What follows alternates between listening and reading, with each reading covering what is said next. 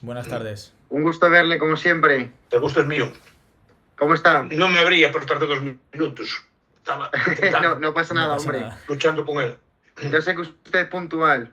Sí, pero que luchando con estas máquinas que yo no entiendo. Son demasiado modernas. Sí. No, porque no lo reconoce el explorador. Tengo que cambiar el explorador, es un lío así.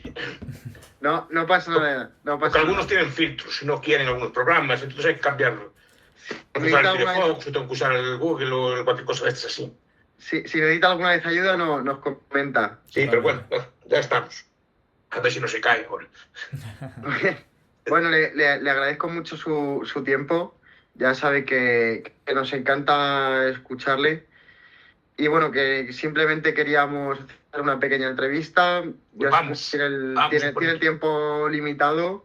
Y bueno, queríamos hacerle un formato Tengo otra que... después, tengo otra cosa después, esto es Sí, horrible, Lo ¿no? sabemos, lo sabemos. ya está usted solicitado. Estoy. Voy a tener que poner precios, porque si no... Cuando es Es gratuito demasiado así. barato.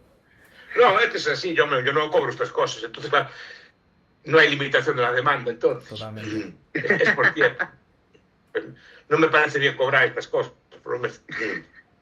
Entonces, Bueno, es normal, ¿eh? Pues todo el mundo, claro, no cobro, todo el mundo me llama, entonces, pero bueno, ya estamos. A mí encantado de veros también.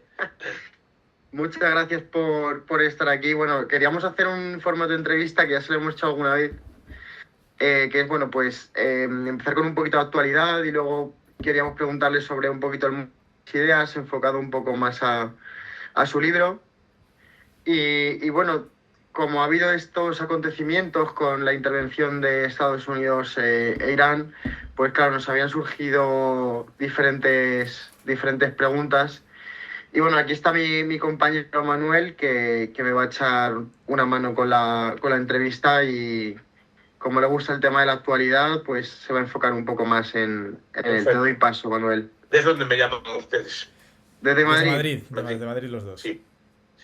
Bueno, profesor, un placer. El primer bloque de esta entrevista, como ha dicho Miquel, es sobre actualidad y le queríamos preguntar, ¿usted considera con el asunto que se provocó, bueno, el debate que se provocó en el caso de Venezuela, por ejemplo, en la intervención americana en Venezuela, y esto de un poco que algunos hablaban de la doctrina de Juan de Mariana, de acabar con los tiranos, en el caso del ejemplo de Maduro, ¿usted considera que desde una perspectiva libertaria es coherente que un Estado intervenga en conflictos de terceros países en casos como por ejemplo el de Venezuela, en pro de intereses como son la libertad, Occidente o en pro de intereses generales? ¿Cree que es coherente? El tiranicidio es que el pueblo puede matar al tirano, no que venga otro tirano a matar a tu tirano, que es muy distinto, ¿no? Tiranos que el tiranicidio, cualquier persona, cualquier ciudadano que vea violados sus principios tiene derecho a matar al rey. No habla de este tipo de cosas. Aunque en los tiempos que escribía de esto, no solo Mariana, Buchanan, Duplessis Mornay, todos los monarcómanos, no había este concepto de soberanía que hay hoy. No se daba este debate. La soberanía aún llegaría, el concepto moderno de soberanía aún no estaba instaurado. Entonces, no se debatía de estas cosas. Si hay derecho a intervenir o no. A ver, el derecho a intervenir en otro país si tienes una amenaza clara contra la agresión digamos, contra la integridad de tu país. Una amenaza clara, inminente, etc. ¿Qué pasa? Al ser algo interpretable, todo el mundo dice, no, una cosa que pasa en Etiopía nos puede afectar a nosotros, vale, sí, pero se puede argumentar, pero no es una amenaza inminente. Lo que argumentaron, por ejemplo, pues varios miembros del MAGAS, incluso algunos antiguos exmilitares, es que no había una amenaza inminente de Irán atacando a Estados Unidos, por ejemplo, ¿no? En este caso. Y en Venezuela menos, claro. Entonces No usted había una amenaza inminente, digamos, de que Maduro fuera a atacar a los Estados Unidos. Entonces, pues sería difícil de justificar. Ahora, cuando se justifica esto, cuando se hablan de estas cosas, nos centramos solo en el aspecto, digamos, de que se consigue un bien con esta intervención. Pero que es el mismo argumento, por ejemplo, que cuando se hace una intervención, ahora que se discute el mercado del alquiler. Pues vamos a controlar el mercado del alquiler, ¿no? Porque así conseguimos que los precios bajen y que la gente pues, pueda acceder a un alquiler más barato. Y se usa la intervención estatal, la coerción estatal para prohibir a los propietarios y a los inquilinos que negocien sus precios. El Estado fija el precio. Y en efecto, el objetivo se consigue. O se puede conseguir, se pueden bajar los precios. Pero ¿cuáles son las consecuencias que vienen después?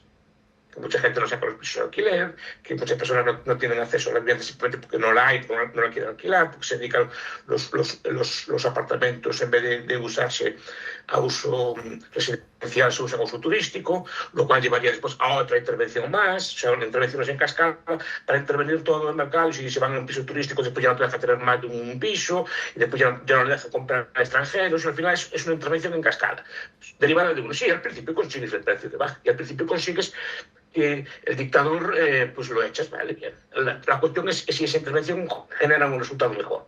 Lo vimos en Libia, por ejemplo, ¿no? Sí, a Gaddafi lo echamos, ¿no? El gobierno de Zapatero, que fue muy activo en esa guerra, ¿no? Y Sarkozy, todas las potencias están muy bien, y las consecuencias las tienen, ya quitaron a Gaddafi, ¿qué le quedó ahora? ¿No? Bien, lo que hicieron, consiguieron, ¿vale? Pero otras las consecuencias, pero no solo en su país. Aquellos arsenales de Gaddafi acabaron en el norte de África creando un montón de guerrillas islamistas que desestabilizaron varios países, y otra parte acabó en el arsenal de Siria azuzando aún más la guerra civil. ¿Vale? Eso fue lo que se consiguió. En Maduro, pues conseguimos acabar con Maduro. Bueno, acabar con Maduro, con el régimen no, que el régimen está intacto, pero Maduro lo llevaste preso. Muy bien, seguramente ahora hay una cierta apertura democrática.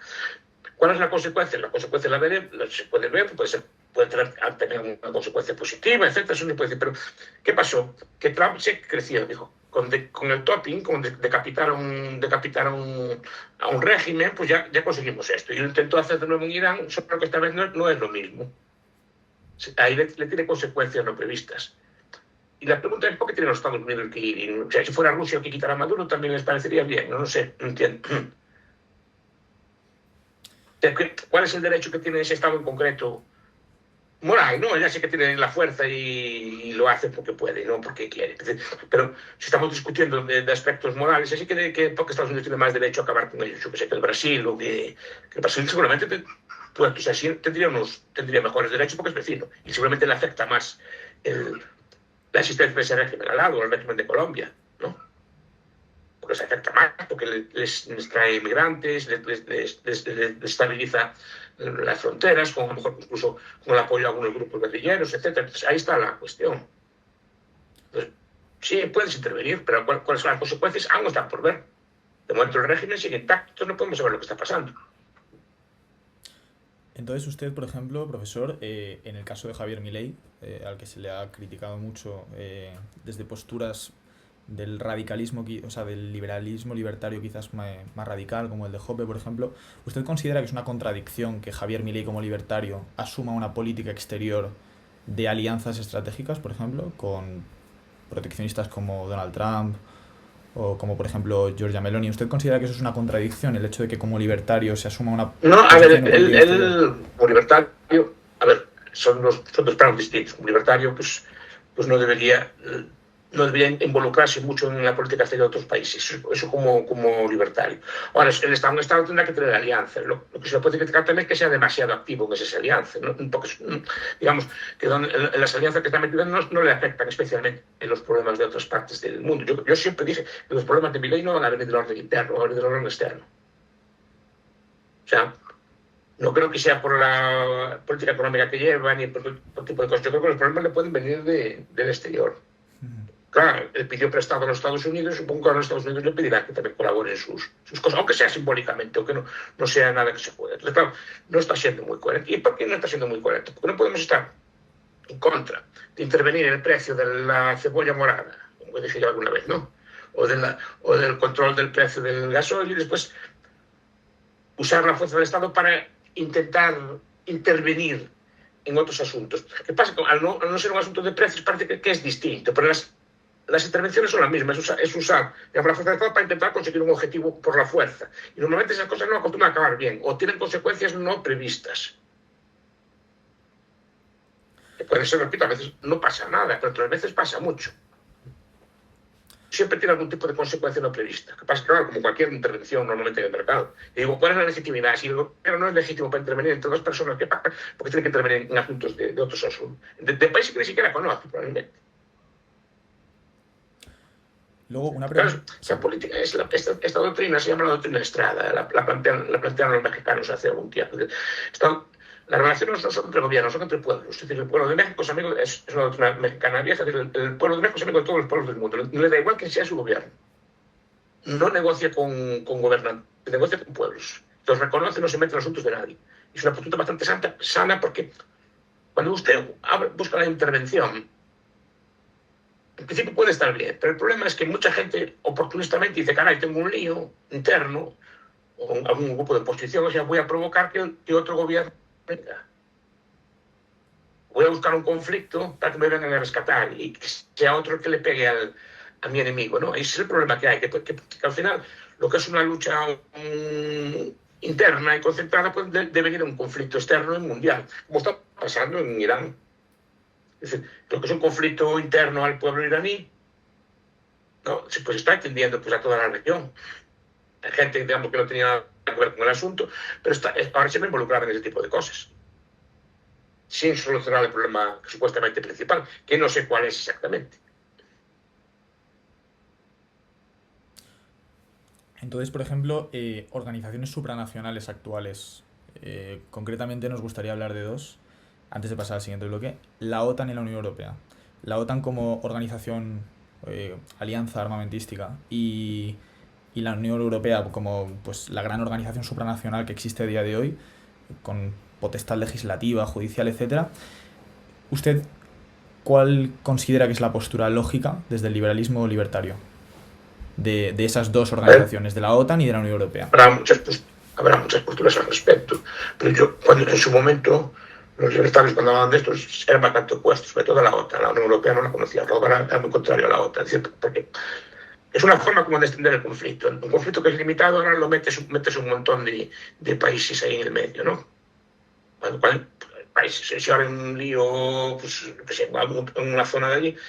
Y también nos pasa a nosotros, si hubiera un lío con Marruecos, hipotéticamente con un lituano que le viene ni le van este tipo de peleas que no saben ni de qué son, ¿no? Pues líos de rusos y ucranianos son líos de ellos, es decir, que no sé, además son bastante parecidos entre ellos, hablan el mismo idioma y seguramente se conocen bastante bien. No sé exactamente cuáles son los líos, pero son los líos de ellos. Yo tengo mi postura ahí, soy pro-ucranio, pero es una postura, es decir, yo no entiendo que España tenga que meterse en esa guerra, porque no es una guerra que exactamente que le afecte tampoco. ¿Qué pasa? Cuando estás metido en una alianza de ese estilo, te obligan a meterte en conflictos de ese estilo.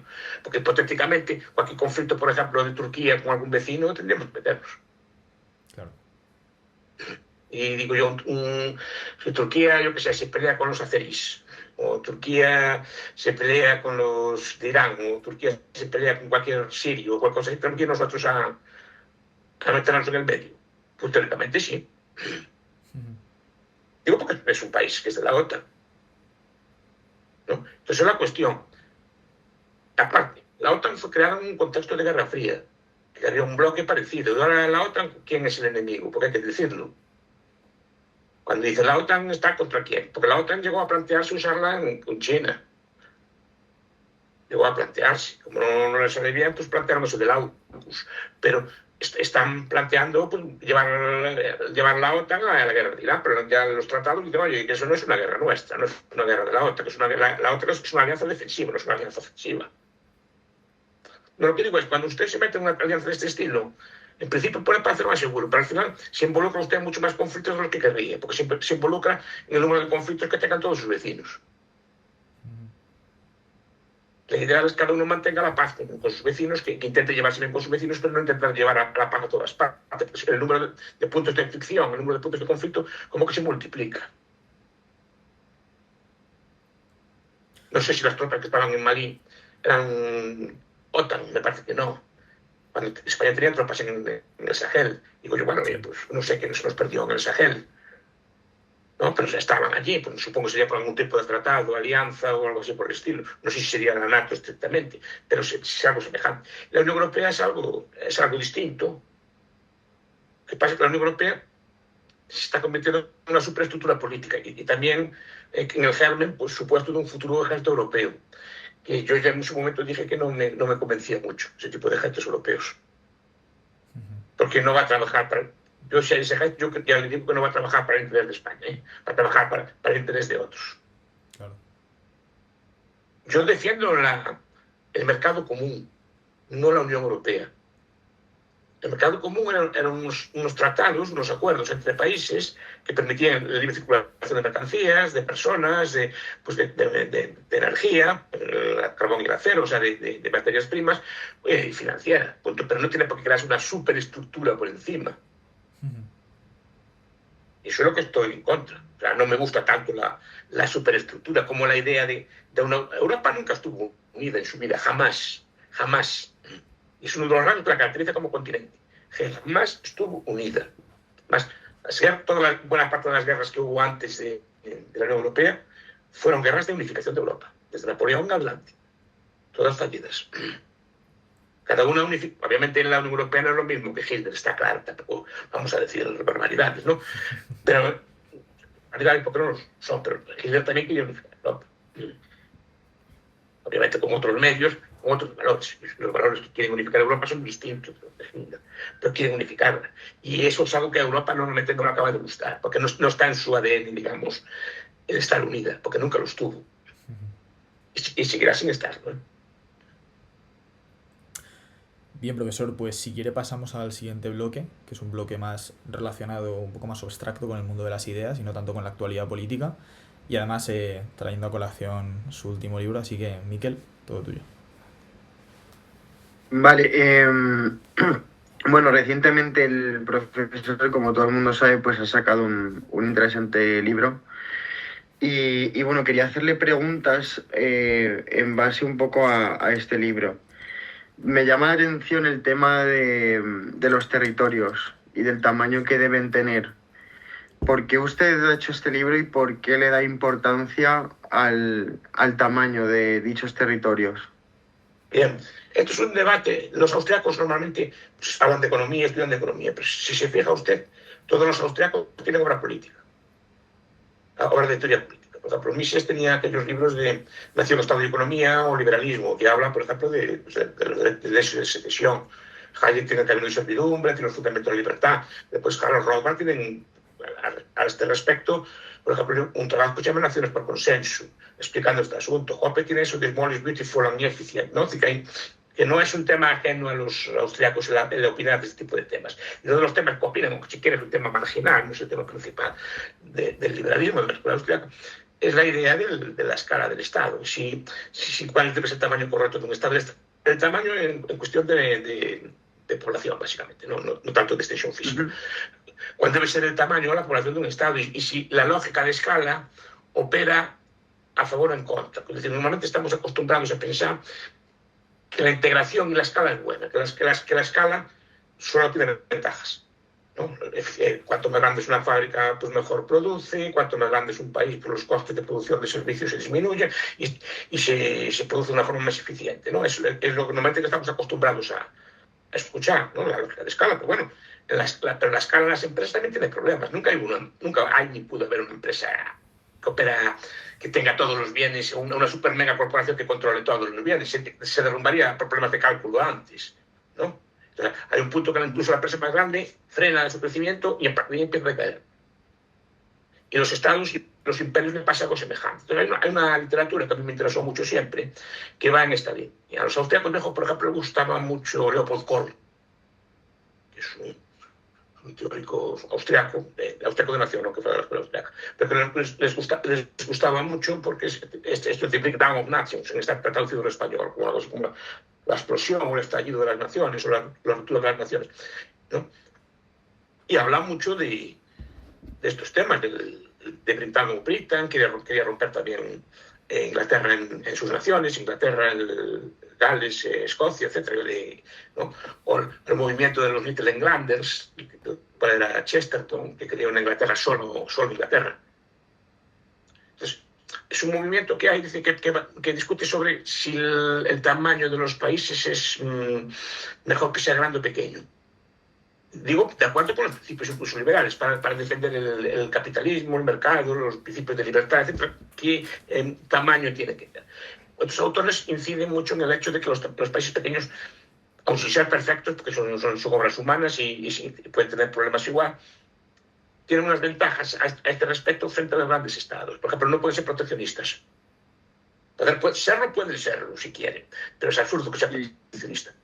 Te imaginas, por ejemplo, eso yo lo explico a mí, si hace mucho tiempo que pasa, esas obras no se leen tanto. Un país como Andorra o Liechtenstein puede ser proteccionista, pues, y puede cerrarse. Sería pegarse un tiro en el pie. Por eso. Ellos abren a todo el mundo y venden a todo el mundo y ahí está la cuestión, ¿no? Porque no puede, aunque quisiera, aunque llegara un gobernante socialista a Andorra, no podría. Por eso me interesa ese fenómeno, porque es como una defensa estructural, que no depende de quién esté en el gobierno, sino que es estructural, digamos, al propio sistema. Un sistema de estados pequeños llevaría a que necesariamente tuviera que haber un libre mercado en ellos. Y se dificultan otras cosas, la moneda tendría que ser más sana, por ejemplo. Sí, habría más competencia. No, porque no podría haber. Usted no puede emitir papel moneda devaluado, vale, en Andorra, y no se lo cogen fuera. Mire qué problema tiene. Mire que el papel moneda aparece cuando China se unifica, no antes, ¿eh? Y apareció en medio de duras revueltas populares, que la gente no quería aquella cosa. Lo cuenta Sedillote, que era el de la inflación. Lo que ya no se conoce, ya no es así, ya es antiguo, no es muy conocido.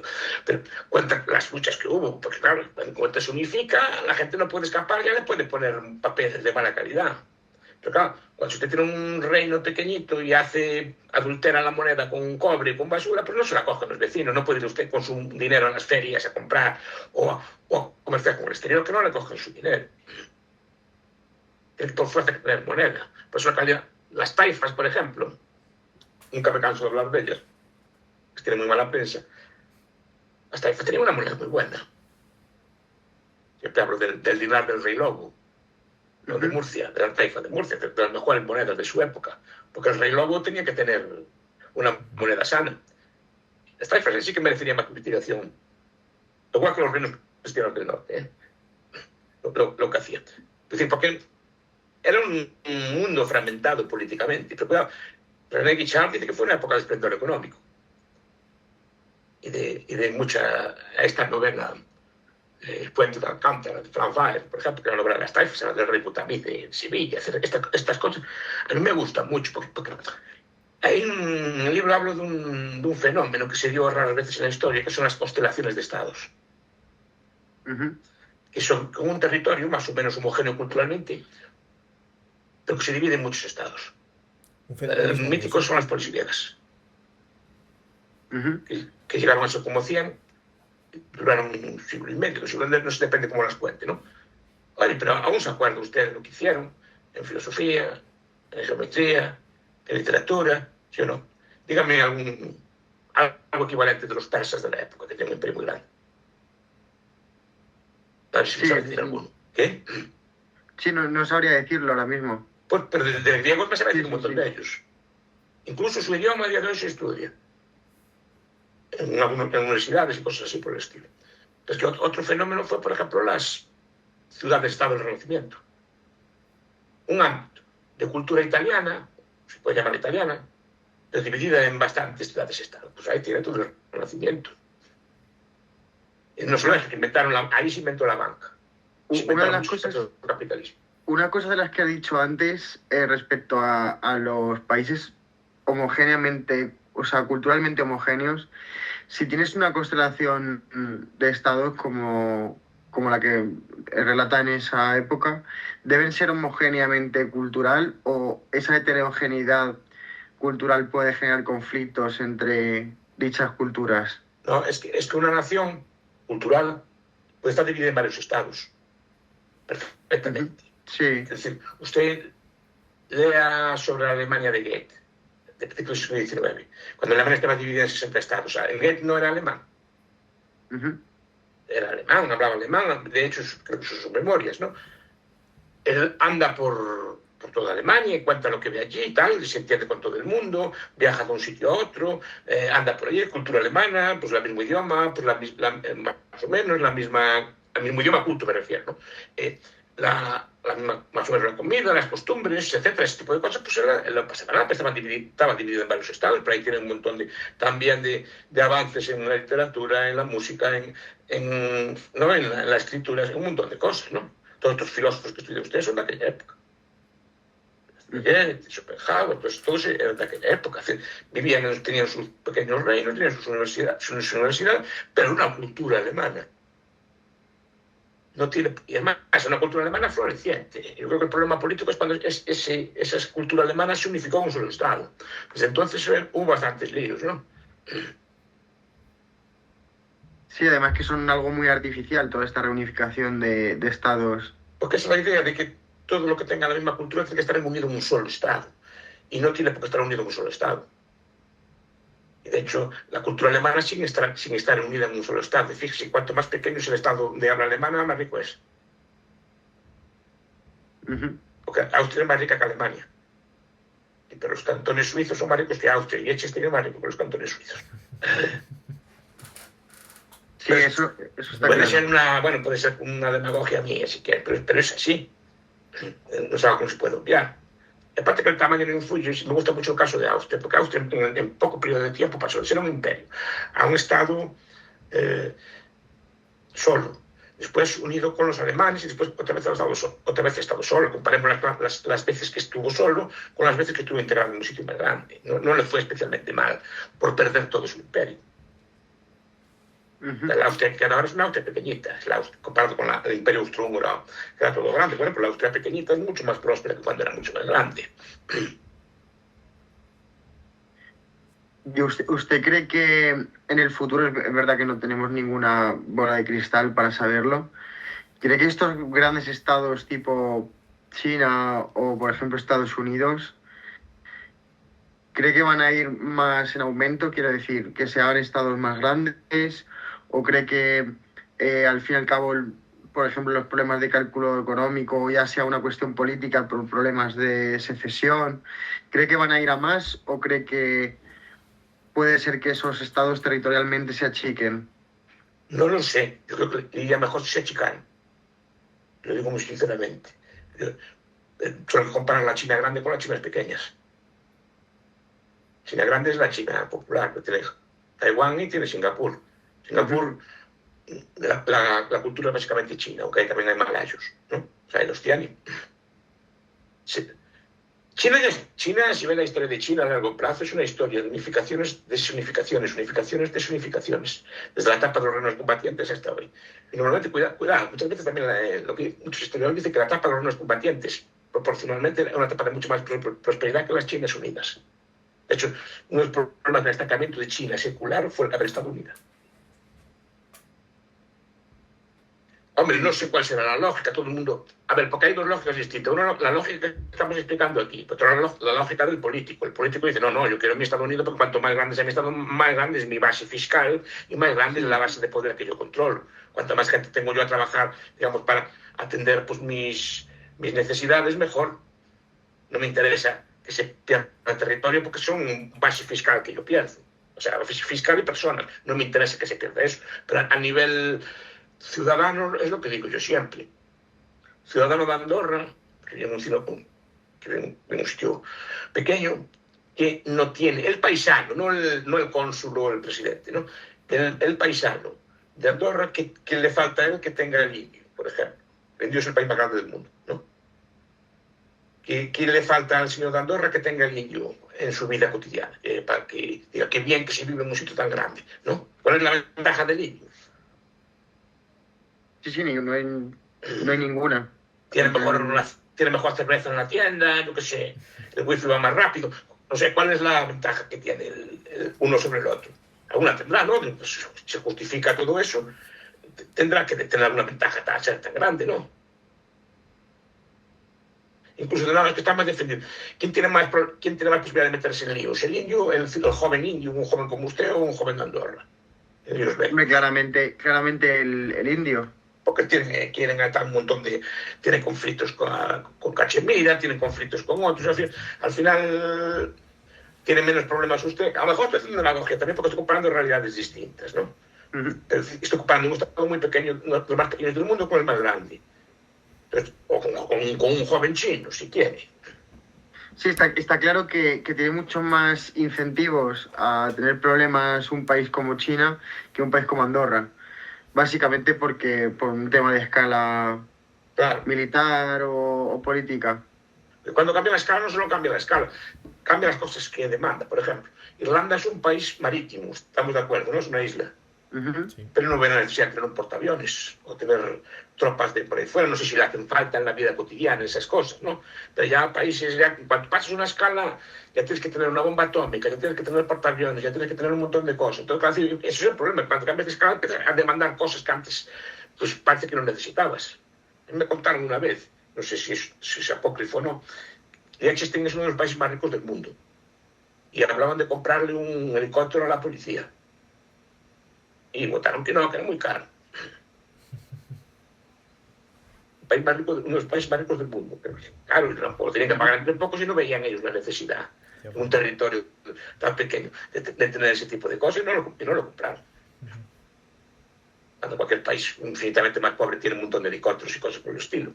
Cuando cambias de escala, empiezas a generar demandas que antes no tenías. Y muchas demandas de esas son barrocas. Eso hay un señor que se llama Maricaldo, que escribe un libro que se llama El Arsenal Barroco, hace ya bastante tiempo, es un libro muy interesante. Los grandes estados lo que buscan es exhibir poderío y armamento, aunque no lo usen. Entonces gastan muchísimo dinero porque se convierten en potencias en exhibir que tienen como mucha fuerza. Esos desfiles que se hacen así con muchos misiles, esta cosa que se ven así en la televisión, ¿no? Pues esa cosa, claro, pues es un arsenal barroco.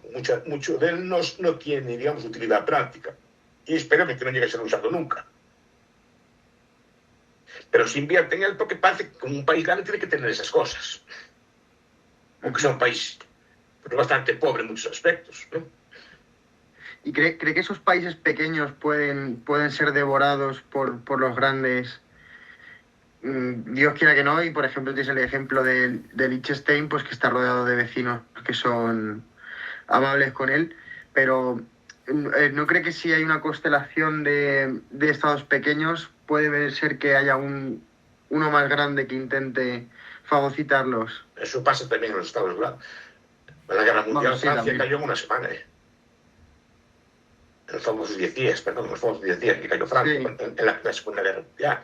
Eso le pasa a Irán, es un país de 100 millones de habitantes, y países pequeñitos como Israel, que es mucho más pequeño, no atacan igual. Es decir, de belicosidad. Es decir, cuando yo planteo esto, obviamente yo no soy mujer, sé que te pueden atacar y otro tipo de cosas. La pregunta es, si una constelación de microestados, cuidado, armados de forma moderna y diseñados para ese tipo de guerra, se pueden defender bien o no. Por ejemplo, Singapur cuando plantea su ejército, no lo plantea como ejército, lo plantea como el pueblo en armas. Singapur le tenía mucho miedo a Malasia al principio, que le fuera a atacar, no a Indonesia, que le fueran a atacar. Lo que hizo fue armar al pueblo, entrenar al pueblo. Es decir, de repente no es un ejército, de repente son 3 millones de personas en armas. Sí, hacer que sea mucho más costoso, ¿no? Que Claro. haya quitar los Porque la guerra objetivos. moderna también también implica un cálculo de costes y beneficios. Es decir, yo cuando voy a invadir o atacar una cosa, espero obtener algún tipo de resultado. Si el beneficio que obtengo no compensa los costes, no lo hago. Fue lo que pasó en Vietnam, por ejemplo. No es que los americanos no perdieron nunca, ni una sola batalla. Militarmente eran muy superiores, pero el coste que estaban asumiendo para intentar controlar aquel país, ¿para qué? Que el coste aquel fueron las razones de que Estados Unidos se abandonara al patrón oro en Bretton Woods por Nixon, y porque tal coste había que tenían que financiarlo con inflación y al final aquello acabó echando al país del sistema. Que era tan caro, decir, ¿cuál es el beneficio si gano? A ver, para que compense este coste. Esa es la cuestión. Entonces, la buena parte de la defensa no es ganarle al grande, es hacerle tan costoso al grande que venga que no le compense. Esa es la cuestión. Ahora, yo sé que no es ser un iluso también, pero se fija mucho de estos estados, microestados son más viejos que los grandes. Andorra es más viejo que España. Pero es que Mónaco es más viejo que Francia. San Marino es más viejo que Italia. Es decir, que no sé cómo hicieron, pero sobrevivieron. No sé cómo hicieron. Pero desde luego son anteriores a los estados, No son una cosa que los estados le permitan estar. Es una cosa que son anteriores a ellos. Fueron los demás que se unieron, no fueron ellos. Son restos, digamos, de cómo era el mundo medieval. Es un mundo medieval modernizado y da lugares bastante atractivos, por lo menos, para mi gusto, por lo menos. Esos pequeños restos de la Edad Media. De la anarquía feudal, claro que me gusta a mí. Sí, es verdad que nos venden la época feudal como como horrorífica, y luego la Revolución Francesa, esos procesos de reunificación territorial como algo como la panacea. Es que usted, Y es que te venden el Renacimiento, por ejemplo, que es lo contrario a la... A ver, quien escribe la historia, normalmente los ilustrados atacan bastante la Edad Media, porque no pueden soportar que una sociedad religiosa, etcétera, que fuera bien. Entonces tienen que pintarla con todo tipo de horrores, a diferencia de las luces y de la razón, ¿no? Cuando, por ejemplo, si comparamos la Edad Media con el Renacimiento, la esclavitud vuelve al Renacimiento, no vuelve en la Edad. El tráfico de esclavos vuelve al Renacimiento, no en la Edad Media. Las conquistas y muchas cosas son del Renacimiento. La Inquisición en España y en otros sitios es del Renacimiento, no es de la Edad Media. De su cuarta etapa del Renacimiento, de acabar con aquella anarquía tan bruta, ¿no? O sea, hay libros muy buenos, el de Hers, el Método de la Edad Media, o una que se llama Requiem per Noz, para acabar con la Edad Media, que son libros que explican muy bien estas cosas. Hay un par de libros buenos ahora al respecto también. Justo le quería pedir eso. Como vamos ya justo de tiempo, porque tiene usted otra entrevista, para finalizar me gustaría que nos siéntase libre para recomendarnos 1, 2, 3 libros, aparte del suyo. No, el mío yo nunca hablo de mí mismo. A mí me da mucha vergüenza, no es por... No, pero hombre, habrá que recomendarlo. Mucha humildad. No, pero es que no me gusta hablar de mí mismo, entonces me da mucha vergüenza. Entonces no, si les gusta, pues hablen ustedes, pero yo no voy a hablar de mí mismo, nunca me gustó. Bueno, desde nada lo recomendamos, que lo echen un ojo. Pero bueno, si les gustan estos temas, yo recomiendo mucho a Eric Jones, El Milagro Europeo. O a Jan Baetcher, que lo repetí muchas veces, Los orígenes del capitalismo. Si les gustan este tipo de temas así o el viejo Leopold Kohr, que creo que es una tradición española. La explosión de las naciones o la ruptura de las naciones o algo así. Que voy viejo, que no me acuerdo exactamente del título. Los Leopold Kohr, K-O-H-R. Yo a todo el mundo que se lo recomendó, a todo le gustó. Pues se lo agradezco, porque luego también la gente que le ve lo agradece mucho que recomiende literatura. Bueno, no le quiero robar más tiempo porque tiene... No me roba nada, por desgracia. Para mí este tiempo es un factor que no se puede expandir. Bueno, el problema es que me gusta tanto el tiempo, estudiar el tiempo. La preferencia temporal. La preferencia temporal, claro, porque esto no se puede. Y además el tiempo se le va yendo a uno, si se le va gastando. Cada día quedan un día menos, ¿no? Entonces, cada vez que no... Por desgracia no se puede expandir y tengo que atender más cosas. Pero bueno, fue una conversación muy buena. Espero tenerla más veces. Muchas gracias. Bueno, como sabe, de vez en cuando nos gusta escucharle. Por eso no le quito más tiempo y le agradezco mucho que le haya atendido a la Asociación Libertaria Austriaca. Y nada, despedirle aquí. Pues muchas gracias y hasta la próxima, si Dios quiere. Hasta la próxima, profesor. Señor Manuel.